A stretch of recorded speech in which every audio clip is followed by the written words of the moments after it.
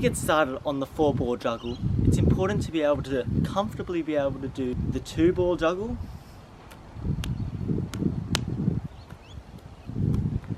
and the 3-ball juggle.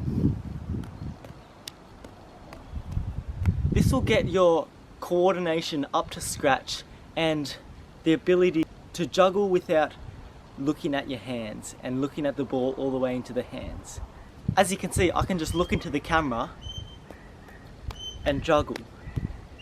This skill takes a bit of time to get, so comment down below if you want me to make a 3-ball juggling tutorial. Once you've mastered the 3-ball juggle, the next step is to be able to juggle 2 balls in one hand, just like so. Now this will take a lot of practice, but is the most vital tool in learning the 4-ball juggle, because all the 4-ball juggle is 2 balls in both hands going up and back. They never swap hands. But if you can do that effectively, to the naked eye, it looks as though they are swapping over. That is the amazing thing about the 4-ball juggle. To do this, you need to throw up a ball, and as that ball comes around, move your hand a bit to the side and throw that up.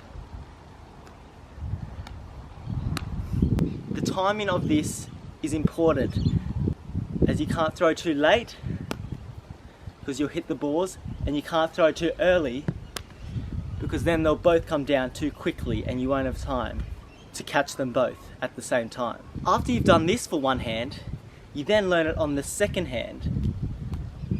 Usually this will be your less dominant hand, so this takes a little bit of practice as well. The next step to learning the 4-ball juggle is doing both of these at the same time. Not at different times, but at the same time. This will get you used to doing both hands at the same time and get your coordination up for the real deal later on. This should look something like this.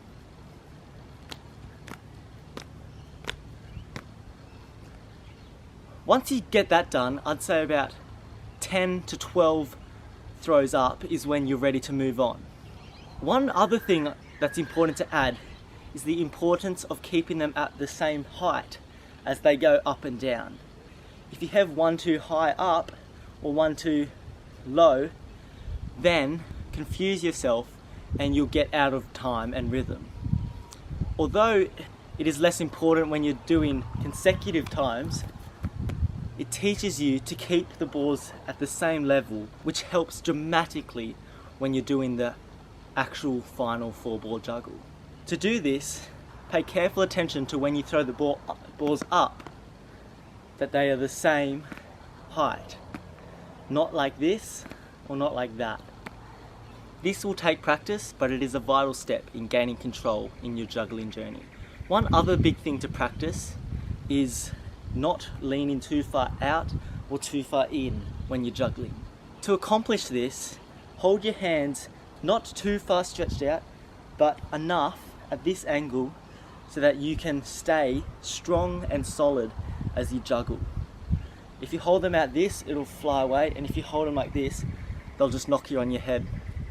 About this angle should get your balls at that perfect distance. Guys, we've almost made it. Now all you need to do is go from this to this. To do this, you need to just throw one arm earlier, and when it reaches that point where gravity starts to pull it down is when you throw your second ball up. This will get your timing right, and it goes back to controlling the same height of your balls, which super helps when you're doing this stage. After that, guys, you're pretty much there. It just takes some practice and you'll be well on the way to juggling anything you want. Hold on a minute.